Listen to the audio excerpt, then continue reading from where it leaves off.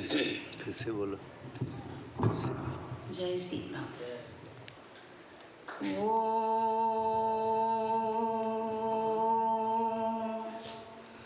हरि ओम।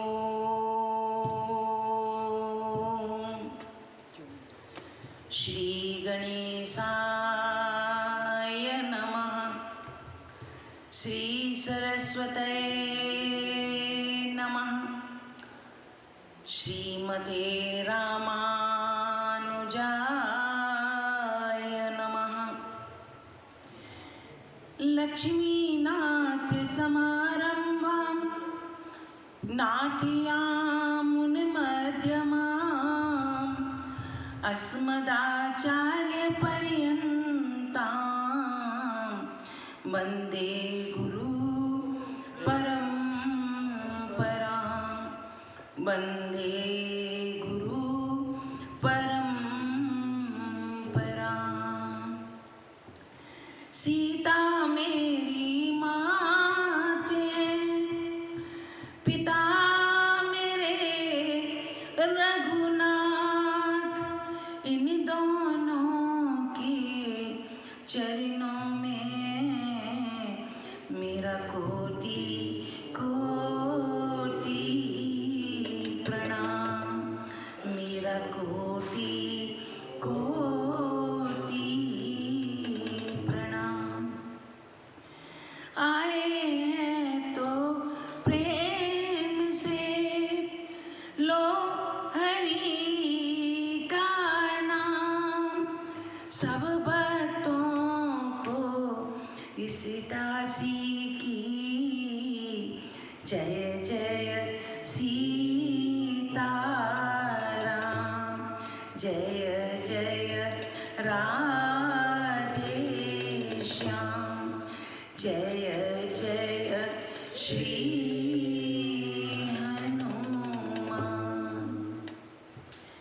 श्री रामायण प्रारंभ करूं सुनो भक्त हनुमान। आसन आन विराजियो कथा सुनो भगवान। सियावर रामचंद्र जी की पवन सुत हनुमान जी की। उमापति महादेव जी की। बोलो रे सब संतन की। मंगल भवन अमंगल हारी। द्रवहु सुदशरथ अजिर बिहारी। सिया राम में सब जग जानी। करहु प्रणाम जुग पानी। करहु प्रणाम जुग पानी। परम मंगलमय परात्पर अखिलेश्वर अखिल ब्रह्मांड नायक परात्पर पर ब्रह्म भगवान राम की श्री वांगमयी प्रतिमूर्ति श्री रामचरितमानस को श्रवण करने के लिए आए हुए इस राधा कृष्ण मंदिर के प्रांगण में सभी भक्तों को जय सीताराम, जय राधे श्याम, जय श्री हनुमान। कल की कथा में हमने सुना कि कौशल्या जब से माता बनी तब से उनको न रात का होश है न दिन का होश है। उनकी कैसे रात गुजर जाती है, कैसे दिन गुजर जाता है, उन्हें कुछ पता नहीं चलता। दिन और रात अपने पुत्र के पालन में लगी हुई हैं, उसी से लाड़ लड़ाती हैं, प्यार लड़ाती हैं और मगन रहती हैं। एक बार माता ने राम जी को स्नान करा के श्रृंगार करके पालने में उन्हें सुला दिया और माता को उस दिन अपने कुल देवता की पूजा करनी थी। स्नान करने गई, प्रसाद बनाया और प्रसाद बनाकर उन्होंने अपने कुल देवता की पूजा की और कुल देवता की पूजा करके प्रसाद नैवेद्य चढ़ा के वे रसोई में कुछ काम से गई, वापस फिर पूजा स्थान पर वापस आई तो क्या देखती हैं कि राम जी वहाँ बैठे हुए प्रसाद ग्रहण कर रहे हैं। छोटे से राम जी हैं तो वो प्रसाद ग्रहण कर रहे हैं वहाँ। उन्हें बड़ा अचंभा लगा। जब वो नज़दीक गई तो वहाँ कोई नहीं, प्रसाद रखा है, भगवान जैसे के तैसे ही बैठे हैं, उनके कुल देवता। बाद में वह फिर जब पालने के पास गई तो उन्होंने देखा कि राम जी तो पालने में सोए हुए हैं। परंतु जब वे फिर दोबारा पूजा स्थान में आई तो वहाँ फिर राम जी प्रसाद ग्रहण कर रहे थे। उनका सर चकरा गया, बहुत परेशान हो गई और सोचती कि ये क्या है, ये मेरी मति का भ्रम है या ये सचमुच में ऐसा है। जब उन्हें बहुत परेशान देखा, भगवान मंद मंद मुस्काए और भगवान ने विराट स्वरूप का अपना दर्शन उनको कराया। माता को उनके रोम रोम में अखंडों अनेकों अनेक ब्रह्मांड नजर आए माता को। और जब विराट रूप देखा, चतुर्भुजधारी, गदा शंख चक्र पद्म लिए हुए सब, तो माता घबरा गई। माता एकदम उनके पैरों में गिर गई और गिरकर कहती हैं कि मुझे ये रूप नहीं, मेरे लिए तो वही बालक बन जाओ। और जब उन्होंने प्रार्थना की तो वह दोबारा बालक बन गए। परंतु जब विराट रूप में थे तब माता को बोले कि मैंने सिर्फ आपको ये रूप दिखाया, इस रूप की किसी से चर्चा मत करना, आप किसी को इस रूप, मेरा ये रूप है ये बताना मत। माता ने कहा मुझ पर ऐसी कृपा करो कि मुझे वही बाल स्वरूप आप हो जाओ और मैं आपको अपने पुत्र के समान ही प्यार करूं, मैं सब ये भूल जाऊं। प्रभु ने कृपा की और उसी तरह बालक रूप में हो गए। अनेकों अनेकों लीलाएं की प्रभु ने। थोड़े बड़े हुए, चूड़ाकरण, नामकरण सब संस्कार हुए, चूड़ाकरण संस्कार हुआ उनका। थोड़े बड़े हुए, बच्चों के साथ खेलते हैं, खेलते खेलते आते नहीं हैं जब माता और पिता बुलाते हैं भोजन के लिए। ऐसे ही बच्चों के बाल स्वरूप जो शैतानियाँ होती हैं वह राम जी कर रहे हैं।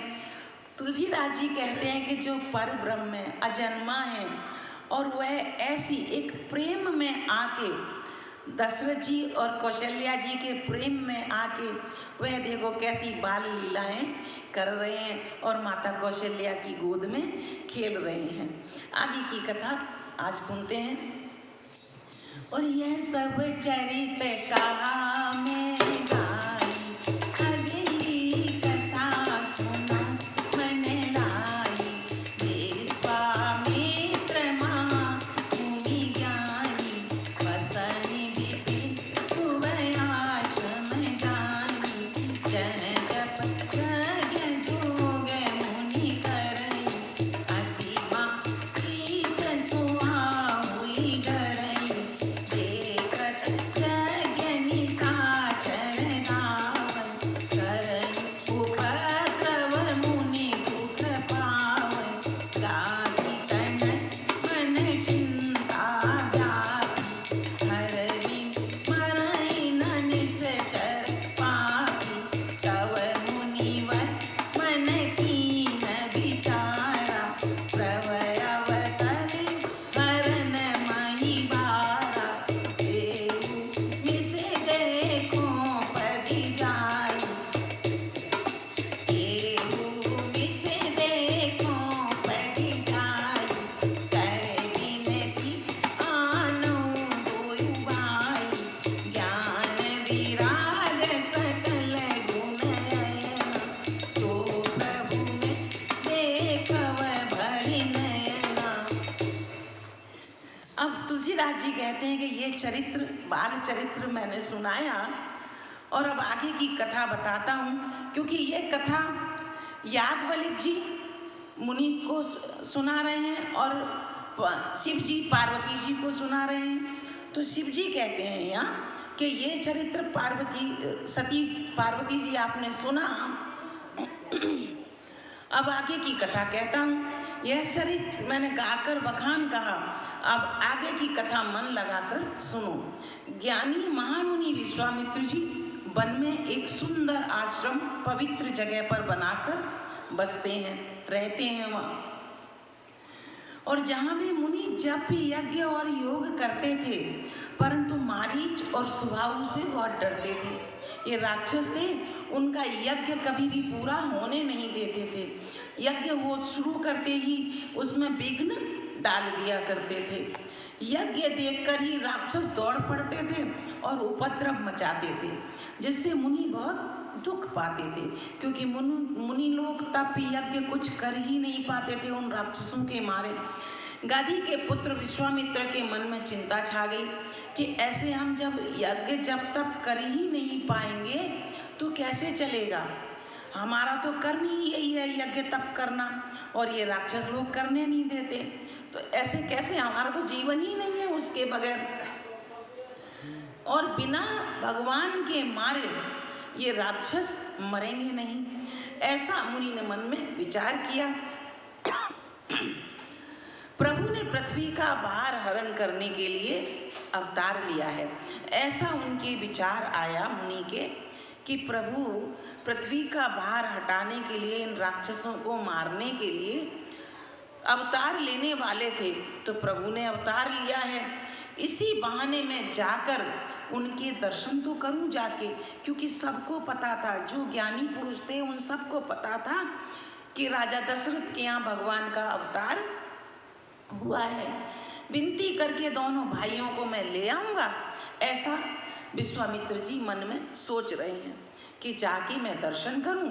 दोनों लोगों, राम और लक्ष्मण दोनों को मैं मांग कर ले आऊँगा, जिससे मेरा, हम लोगों का ये हवन यज्ञ सब सुचारू रूप से हो जाएगा और इन राक्षसों का भी अंत हो जाएगा। बहुविधि करत मनोरथ, जाति लागे नहीं पार, करिम जन सरऊ जल, गए भूप दरबार। ऐसा बहुत प्रकार से मनोरथ करते हुए, मन में विचार करते हुए कि मैं कैसे जाऊं, कैसे राजा से मांगूं राम लक्ष्मण को, और राम लक्ष्मण जब आ जाएंगे तो मेरा ये काम सही हो जाएगा, राक्षस मारे जाएंगे। ऐसा बहुत तरह का मन में सोचते सोचते सोचते सोचते मुनि ने क्या किया, पहले स्नान किया सरयू जी में, और स्नान ध्यान करके पूजा पाठ करके तैयार हुए और राजा के दरवाजे पर पहुंच गए। राजा के दरबार में पहुंच गए, राजा दशरथ के यहाँ। और मुनि आगमन सुना जब राजा, मिलन गयूल विप्र समाजा, करि दंडवत मुनि सन्मानी, निज आसन बैठारहि आनी, चरण पखार कीन अति पूजा, तुमो समय आज धन्य नहीं दूजा, विवेक भांति भोजन करवावा, मुनिवर हृदय हर्षि अति पावा, पुन चरण बेले सुत जाई, राम देख मुनि देह विसारी, भय मगन देखत मुख शोभा, जनु चको पूरन शशि लोभा, तव मन हर्षि बचन कहराऊ, मुनि अस कृपा न कीन्हु काऊ, एहि कारण आगमन तुम्हारा, कहु सो करत न लाभहु बार, असुर समूह सतावनि मोहि, मैं जाचन आयौ नृप तोहि, अनुज समेत देव रघुनाथा, निसज बदन होवस नाथा। चरणों को धोकर, क्योंकि जब मुनि आए, मुनि का समाचार सुना, तो राजा दशरथ जी द्वार पर ब्राह्मणों का समाज साथ में लेके, 4-6 ब्राह्मणों को लेकर उनकी अगवानी के लिए द्वार पर पहुँचे और मुनि का खूब स्वागत किया, दंडवत किया, प्रणाम करके मुनि को उचित अच्छे आसन पर बिठाया। चरण धोकर उनकी पूजा की और कहा कि मेरे समान आज धन्य दूसरा कोई नहीं है। फिर अनेक प्रकार के भोजन करवाए, जिससे श्रेष्ठ मुनि ने अपने हृदय में बहुत ही हर्ष प्राप्त किया। जब उन्होंने देखा कि राजा ने जिस तरह से उनका स्वागत किया विश्वामित्र जी का, उससे विश्वामित्र अत्यंत प्रसन्न हुए। फिर राजा ने चारों पुत्रों को मुनि के चरणों पर डाल दिया। ये मीन्स चारों पुत्रों को बुलाकर दंडवत प्रणाम करवाया। रामचंद्र जी को देखकर मुनि अपने देह की सुधि भूल गए, क्योंकि जब राम जी के दर्शन उन्होंने किए, जिसकी लालसा लेकर वो आए थे कि मुझे तो भगवान के दर्शन भी मिल जाएंगे और मेरा कार्य भी हो जाएगा, जब उन्होंने भगवान के दर्शन किए तो बड़े ही अपनी देह की सुधि भूल गए कि मैं कहाँ हूँ, कौन हूँ। श्री राम जी के मुख की शोभा देखते ही बनती थी। ऐसे मगन हो गए मानो चकोर पूर्ण चंद्रमा को देखकर लुभा गया हो। चंद्रमा को जब चकोर देखता है तो वह भी ऐसा ही विरक्त और पागल सा हो जाता है। इसी तरह मुनि विश्वामित्र अपनी सुध बुध भूल गए। तब राजा ने मन में हर्षित होकर ये वचन कहे कि हे मुनि, इस प्रकार कृपा तो आपने कभी भी नहीं की। आप मेरे दरबार में यहाँ पर कभी नहीं आए, और आपका ये शुभ आगमन किस कारण से हुआ है? हे मुनि, मुझे जरा कृपा करके बताएंगे? कहिए, मैं उसे पूरा करने में देर नहीं लगाऊंगा। आप जिस भी कारण से आए हैं, कृपा करके मुझे बताइए और मैं देर नहीं लगाऊंगा। मुनि ने कहा कि हे राजन, राक्षसों के समूह मुझे बहुत सताते हैं, मुझे कुछ भी नहीं करने देते, इसलिए मैं तुमसे कुछ मांगने आया हूँ। ऐसा कह के मुनि विश्वामित्र बोले कि छोटे भाई सहित रघुनाथ को मुझे दे दो। राक्षसों के मारे जाने पर मैं सनाथ सुरक्षित हो जाऊंगा, मैं सनाथ हो जाऊंगा, क्योंकि मुझे कुछ भी राक्षस नहीं करने देते। कोई जप नहीं, कोई तप नहीं, कोई ध्यान नहीं, कोई यज्ञ नहीं, कुछ नहीं करने देते। तो इसलिए मैं राम और लक्ष्मण को मांगने आया हूँ, जिससे कि मेरी पूजा निर्विघ्न हो सके, मेरा यज्ञ निर्विघ्न हो सके और उन राक्षसों का अंत हो जाए। देहु भूप मन हर्षित सजहु मोह अज्ञान, धर्म सुजस प्रभु तुमको इनके अति कल्याण। हे राजन, प्रसन्न मन से आप मुझे इन दोनों को दे दो और मोह और अज्ञान को छोड़ दो। ऐसा विश्वामित्र जी समझाने लगे राजा को। हे स्वामी, इससे तुमको धर्म और सुयश की प्राप्ति होगी और इनका परम कल्याण होगा। क्योंकि मुनि विश्वामित्र ने ये चीज क्यों बोली कि इनका परम कल्याण होगा? क्योंकि वे आए ही उसके लिए हैं। वे जानते थे कि ये तो पृथ्वी के भार को हरण करने के लिए ही अवतरित हुए हैं। तो तुम्हारा धर्म होएगा, तुम्हारा नाम होएगा और हमारा भी काम होएगा, और भगवान जिस वजह से आए हैं उनका भी काम होगा।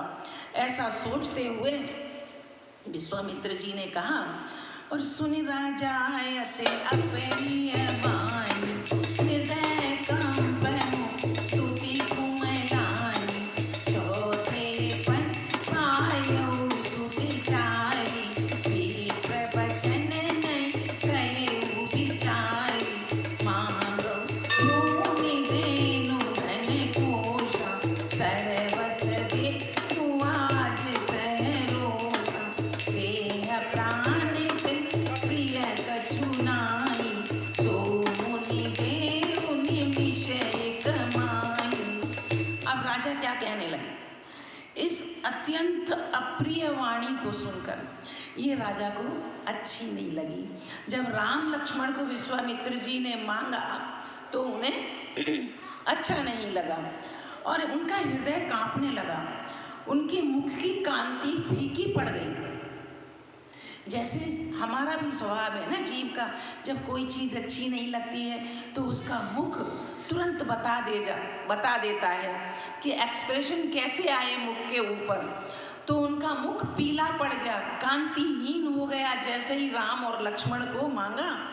तो तो ये ब्राह्मण, मैंने चौथेपन में ये 4 पुत्र पाए हैं, क्योंकि जब चौथेपन की आयु आ गई थी, 4 आश्रम होते हैं हमारे यहाँ जैसे ना, ब्रह्मचर्य, गृहस्थ, वानप्रस्थ एंड संन्यास।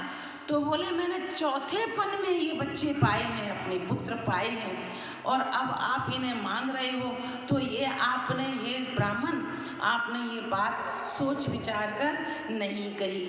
ऐसा दशरथ जी कहने लगे। तो हे मुनि, आप पृथ्वी मांगो, आप गौएं मांगो, आप धन मांगो, आप खजाना मांगो, मैं बड़े हर्ष के साथ आपको देने के लिए तैयार हूँ, और मेरे देह और मेरे प्राण से ज़्यादा कुछ भी नहीं है। यदि आप मेरी देह मांग लो, मेरे प्राण मांग लो, मैं उसको भी ना नहीं कहूँगा आपको, पर मैं एक पल में दे दूँगा उस सबको। मैं अपनी देह और प्राण भी दे सकता हूँ, परंतु आपने ये राम और लक्ष्मण को मांगकर ठीक नहीं किया, मुझे अच्छा नहीं लगा। और सब सुत प्रिय मोई प्राण की नाई, काम देत नहीं पनई गुसाई, कहानी से अति गोर कठोरा, कहाँ सुंदर सुत परम किशोरा, सुने नृप गिरा प्रेम रस साई, हृदय हर्ष माना मुनि ज्ञानी, तब वशिष्ठ बहुविध समुझावा, नृप संदेह नास कहाँ पावा, अति आदर दो तनय बुलाए, हृदय लाए बहु भात सिखाए, मेरे प्राणनाथ सुत दो, तुम मुनि पिता आन नहीं को।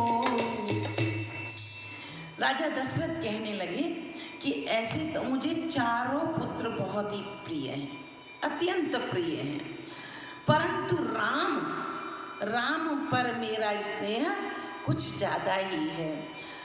कहाँ अत्यंत डरावने क्रूर राक्षस, और कहाँ परम किशोर अवस्था के मेरे सुकुमार, मेरे सुंदर पुत्र, ये कैसे उनके साथ जी पाएंगे, कैसे उनके साथ वध कर पाएंगे। उनका ये प्रेम रस में सनी हुई राजा की वाणी सुनकर ज्ञानी मुनि विश्वामित्र जी हृदय में बड़ा हर्ष माना। हर्ष तो इसलिए माना कि एक पुत्र और पिता का जब स्नेह देखा तो सबको अच्छा लगता है, तो बड़ा हर्ष माना। और वशिष्ठ जी ने राजा को बहुत प्रकार से फिर समझाया। वशिष्ठ जो उनके कुल गुरु हैं, उन्होंने बहुत प्रकार से समझाया, जिससे राजा के संदेह का नाश हुआ। क्योंकि वशिष्ठ जी ने समझाया कि इनका तो अवतार ही इसलिए हुआ है। राजा को भी अपनी पूर्व जन्म की बात याद आ गई कि प्रभु ही मेरे यहाँ अवतार लेने वाले थे। उन्होंने कहा था मैं स्वयं ही आपके यहाँ आऊँगा। उनको भी अच्छा लगा जब वशिष्ठ ने उन्हें समझाया, तब उन्हें भी ज्ञान प्राप्त हुआ। राजा ने बड़े ही आदर से दोनों पुत्रों को बुलाया, हृदय से लगाकर बहुत प्रकार से उन्हें शिक्षा दी। फिर कहा कि हे नाथ, ये दोनों पुत्र जो हैं वो मेरे प्राण हैं, ये दोनों पुत्र मेरे प्राण हैं। हे मुनि, अब आप ही इनके पिता हो और दूसरा कोई नहीं है, क्योंकि आपके साथ मैं भेज रहा हूँ, तो अब आप ही इनके माता हैं, आप ही इनके पिता हैं, ये ध्यान रखिएगा बस। क्योंकि हमने बहुत ही कठोर हृदय करके आपको हम दे पाए हैं।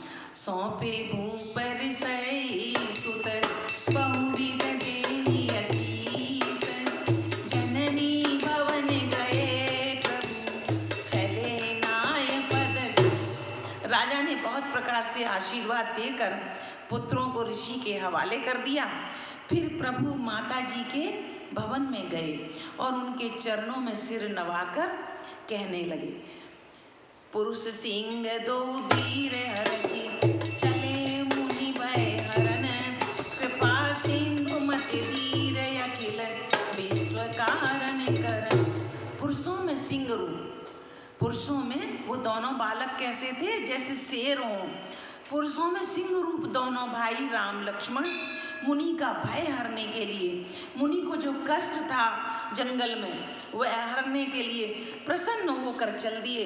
वे कृपा के समुद्र, धीर बुद्धि और संपूर्ण विश्व के कारण के भी कारण हैं, जो क्योंकि वह विश्व को बनाने वाले हैं खुद ही, तो विश्व के कारण के भी कारण हैं।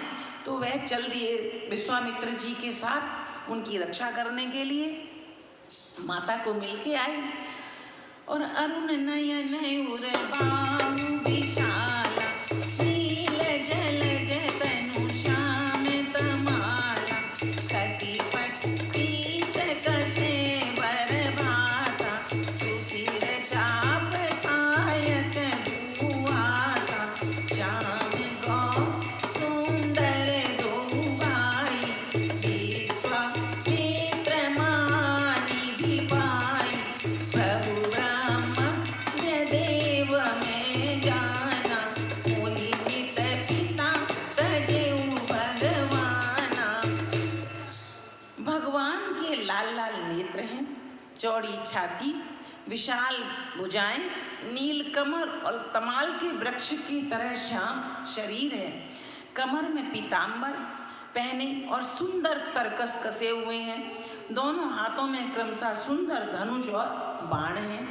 श्याम और गौर वर्ण के दोनों भाई परम सुंदर लग रहे हैं। विश्वामित्र जी को महान निधि प्राप्त हो गई। ऐसा लगा विश्वामित्र जी को जब राजा दशरथ ने कह दिया ले जाने के लिए कि ले जाइए मुनिवर, तो उनको ऐसे लगा जैसे पूरे संसार का धन, पूरे विश्व का धन उन्हें मिल गया हो। वे सोचने लगे, मैं जान गया कि प्रभु ब्राह्मणों के भक्त हैं। मैं जान गया क्योंकि यह सब यदि प्रभु की कृपा न होती तो राजा दशरथ कभी ना मानते। ये प्रभु ने स्वयं ने कृपा करी है, इसीलिए राजा दशरथ ने इन्हें हमें दे दिया। मेरे लिए भगवान ने अपने पिता को भी छोड़ दिया। ऐसा मुनि सोचने लगे मन में कि देखिए कितना ध्यान है भक्तों का भगवान को, कि उन्होंने अपने पिता को भी छोड़ दिया और मेरे साथ चलने के लिए तैयार हो गए। और मार्ग में चले जाते हुए मुनि ताड़का को दिखलाया मुनि ने कि ये ताड़का भी बहुत परेशान करती है। और चले जाते मुनि दीन दिखाई, सुनी ताड़िका क्रोध कर धाई,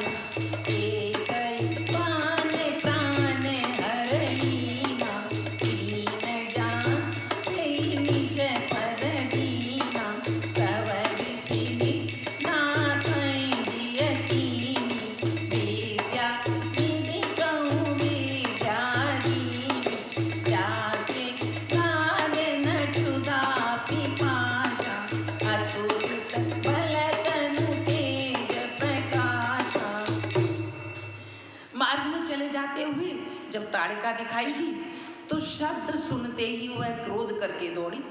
जब उसने मुनि और राम और लक्ष्मण जी को बात करते सुना, जब उसने ये शब्द सुना तो वह धाई बड़ी जोर से दौड़ के आई। श्री राम जी ने एक ही बाण में उसके प्राण हर लिए और दीन जानकर उसको निज पद अपना दिव्य स्वरूप दिखाकर उसको निज धाम भेज दिया।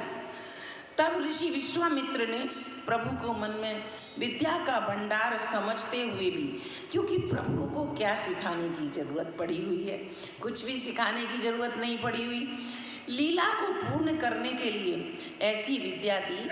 क्योंकि ये अब मनुष्य रूप में जो भगवान अवतरित हुए हैं तो लीला तो पूर्ण करनी ही है, और ऋषियों के पास भी अनेकों अनेक विद्याएं होती हैं। तो ऐसी विद्या विश्वामित्र जी ने राम और लक्ष्मण को दी, जिससे कि अनंत काल तक भूख और प्यास ही न लगे, क्योंकि वन में रहना है। अब वन में हमेशा तो भोजन उपलब्ध होता नहीं है, तो ऋषि मुनि जैसे विद्या अपने ऊपर प्रयोग करते थे, वही विद्या उन्होंने राम लक्ष्मण को दी कि जिससे उनके भूख प्यास न लगे और शरीर में अतुलित बल और तेज प्रकाश हो जाए, तेज बढ़ जाए। आयुध सर्व समर्थ कई, प्रभु निज आश्रम आनी, कंद मूल फल भोजन, दीन भगति इति जान। सब आश्रम, सब अस्त्र शस्त्र समर्पण करके मुनि ने सब कुछ दिया उनको, और श्री राम जी को अपने आश्रम पर ले आए और उन्हें परम हित जानकर उनका भक्ति पूर्वक कंदमूल और फल का भोजन कराया। आज की कथा को यहीं स्थगित करती हूँ, आगे की कथा कल सुनेंगे। 2 मिनट कीर्तन कर लेते हैं।